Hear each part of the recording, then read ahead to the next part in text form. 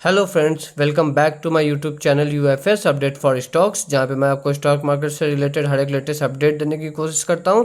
और ये वीडियो आप तो थंबनेल से समझ गए होंगे कि ये एक आईपीओ से रिलेटेड रहने वाला है, जो कि है बेल राइस आईपीओ। ओके, तो इस वीडियो में समझेंगे कि आईपीओ का पूरा प्रोस्पेक्टस, ओके, फ्यूचर में क्या ग्रोथ रह सकता है, वैल्यूएशन क्या है, ओके, प्रॉफिट के जीएमपी भी लास्ट में देखेंगे ही। ओके, तो हर एक चीज़ को कवर करेंगे। तो स्टार्ट करते हैं। तो सबसे पहले थोड़ा बेसिक डिटेल्स पे आते हैं। ओके, देखिए बेसिक डिटेल्स मतलब ये जो आईपीओ है ये आज से खुला है। ओके, 21 तारीख से खुला है और ये परसों मतलब 23 तारीख को बंद होगा, मतलब फ्राइडे को एक्चुअली बंद हो जाएगा। ओके, और लिस्टिंग कब होगा? 28 मई को लिस्टिंग होगा। आईपीओ का साइज देखिए, अच्छा खासा साइज है, डिसेंट साइज है, मैं बोलूँगा 2150 करोड़। और पूरा जो है ये फ्रेश इशू है, मतलब ऐसा नहीं कि इसमें से कोई अपना अपना शेयर बेच के पैसा अपने घर ले जा रहा है ना।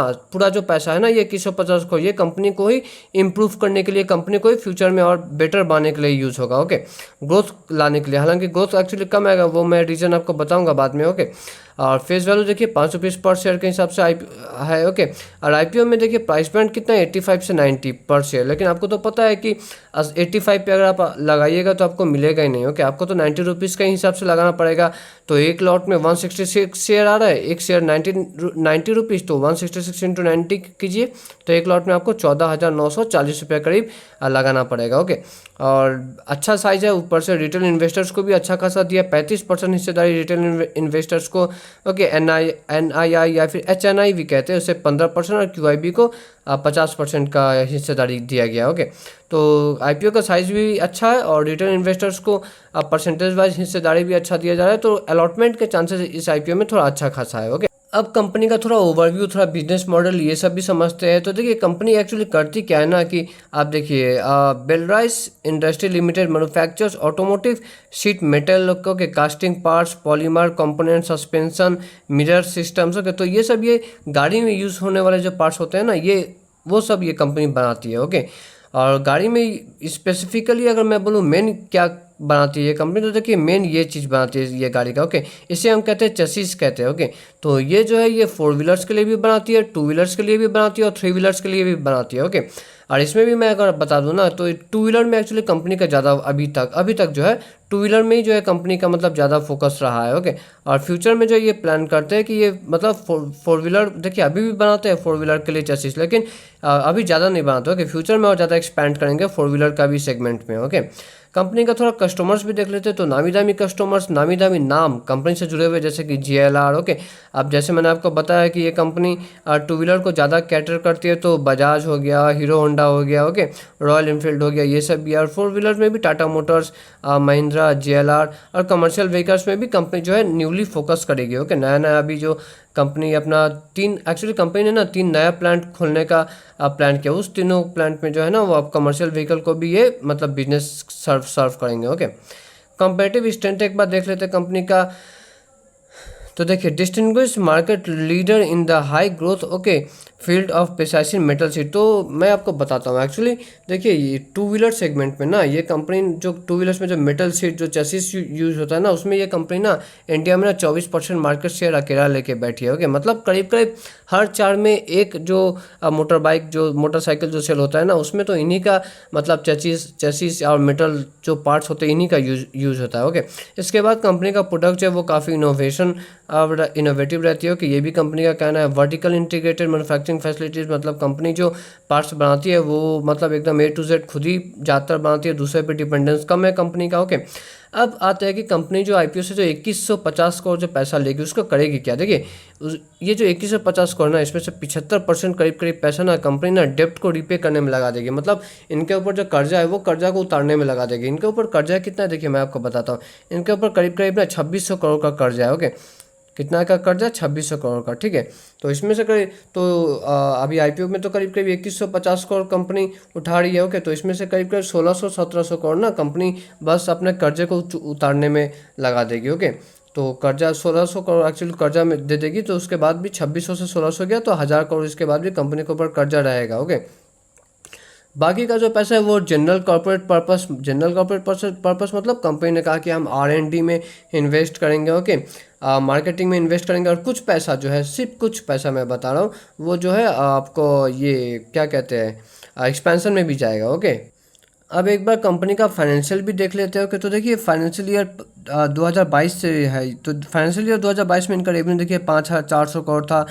फिर ये फाइनेंशियल ईयर 2026 में 2023 में सॉरी बढ़ के 6,600 हुआ, फिर 7,500 हुआ, 1 मिनट सॉरी, फिर 7,500 हुआ। ओके, और फिर अभी जो है ये आपको कम लग रहा होगा, लेकिन आप ऊपर में देखिए ये पूरा फाइनेंशियल ईयर 2025 को नहीं लिया गया, इसमें एक क्वार्टर का अभी तक इनका डेटा नहीं आया। तो अगर वो आ जाता है तो होपफुली 7,500 को कंपनी पार कर देगी आराम से। ओके ओके, आप प्रॉफिट भी देखना पड़ेगा। ओके, तो गुड थिंग इसकी नए नए स्टार्टअप्स की तरह लॉस नहीं, ऐसा नहीं है। कंपनी फाइनेंशियल ईयर 2022 में 300 करोड़ का प्रॉफिट की थी, फिर 23 में 356 करोड़, फिर थोड़ा सा स्लाइटली कमा प्रॉफिट। ओके, और इसके बाद ये जो है, ये तो जैसे मैंने आपको बताया कि पूरा एक साल, पूरा फाइनेंशियल ईयर 2025 का डेटा नहीं है, इसमें एक क्वार्टर मिसिंग है। ओके, और एक बार डेप्ट भी देख लेते हैं। डेप्ट मतलब कर्जा कितना है कंपनी का ऊपर, तो देखिए पहले 2597 करोड़ था, फिर वो घट के 2270 करोड़ हुआ, फिर बढ़ के 2440 करोड़, और अभी जो है करीब करीब 2600 करोड़ कर्जा है। तो इसी 2600 करोड़ के कर्जा को चुकाने के लिए कंपनी जो है ज़्यादातर अपना IPO का फंड का इस्तेमाल करेगी। ओके,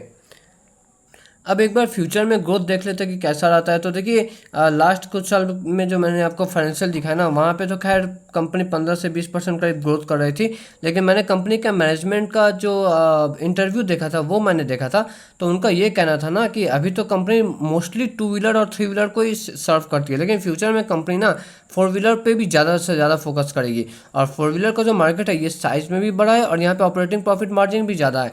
तो अगर यहाँ पे ये जो 4 व्हीलर का जो सेक्टर है ना, ये अगर कंपनी अच्छा से पकड़ पाती है, यहाँ पे अगर अपॉर्चुनिटी को अच्छा से ग्रैब कर पाती है ना, तो कंपनी का फ्यूचर में अच्छा प्रॉफिट राइज देखने को मिलेगा। ओके, एक बार कंपेयर कर लेते हैं कंपनी का। देखिए ROC कितना है, करीब करीब 15%, ठीक है, बहुत ख़राब भी नहीं है, बहुत अच्छा भी नहीं है। ओके, डेप्ट टू इक्विटी रेशियो 2600 करोड़ का जो डेप्ट था ना, उसके लिए इनके ऊपर करीब करीब डेप्ट टू इक्विटी रेशियो 1 का है। ओके, ये 1 से जितना कम हो उतना अच्छा है, बट ये करीब करीब 1 पे ही है। ओके, बहुत ख़राब भी नहीं है, बट ठीक है, बहुत अच्छा भी नहीं है। Okay okay, price to book value 2.5 पे आ रही है, डिसेंट है। ओके, पी रेशियो देखिए IPO के बाद पी रेशियो करीब करीब 24 पे का हो जाएगा। ओके, अब इसे कंपेयर करते हैं एक बार इसके पीयर्स के साथ। कंपनी ने खुद जो RSP जो पेपर फाइलिंग होता है ना, उसमें खुद का मतलब कंपटीटर बताया है बहुत सारे कंपनी को, तो उनका पी रेशियो से कंपेयर करते हैं।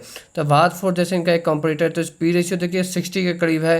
ओके, यूनो मिंडा 60 से भी ज़्यादा है। यहाँ पे 40 का, मदरसन सोनी 40 का पी रेशियो है। ओके, कुछ और भी कंपनी से JBM ऑटो 45 का पी रेशियो है। ओके, इंश्योरेंस टेक्नोलॉजी 44 का है। तो मतलब ओवरऑल आप देखिए कि 40 से ज़्यादा ही है ज़्यादातर कंपनी का पी रेशियो, और 40 से 60 के बीच में, जबकि ये कंपनी पी रेशियो कितना के भाव पे आ रही है, 24 के भाव पे आ रही है। तो मैं वैल्यूएशन वाइज बोलूँगा कंपनी ने अच्छा मतलब प्राइसिंग किया है। ओके, अब फाइनली आते हैं सबसे इंपॉर्टेंट चीज़ जो कि है GMP। ओके, रिटर्न इन्वेस्टर का सबसे इंपॉर्टेंट। तो देखिए GMP अभी मैं जो वीडियो रिकॉर्ड कर रहा हूँ उससे 1-2 घंटा जस्ट पहले का मैं बता रहा हूँ 16% है। ओके, 16% बहुत अच्छा नहीं है। ओके, लेकिन याद रखिएगा आपको 70-80% वाला GMP तभी मिलता है ना जबकि stock market all time high पे हो।